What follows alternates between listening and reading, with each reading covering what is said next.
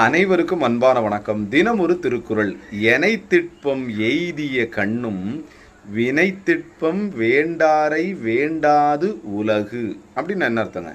எனைத்திட்பம் அப்படின்னு சொன்னால் எவ்வளவுதான் வலிமை இருக்குங்க, சரிங்களா? அவர் அந்த வலிமை இருக்குது, இந்த வலிமையா, பெரிய ஆளுங்க.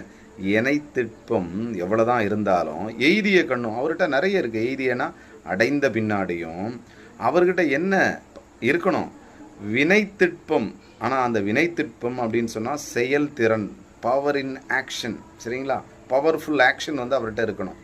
ஆனால் இங்கே என்ன ஆச்சு? வினைத்திட்பம் வேண்டாரை வேண்டாது உலகு. அப்போ செயல்திறன் வேண்டாரை, செயல்திறன் இல்லாதவரை இந்த உலகமும் விரும்பாது அப்படின்னு யார் சொல்கிறா? வள்ளுவர் சொல்கிறார். எவ்வளோதான் நீங்கள் வந்து ஒரு பவர்ஃபுல் மேனாக இருந்தாலும் செயல்திறன் உங்ககிட்ட இல்லை, ஒரு செயலை செய்து முடிக்கும் ஆற்றல் உங்கள்கிட்ட இல்லை அப்படின்னு சொன்னால் இந்த உலகம் விரும்பாது.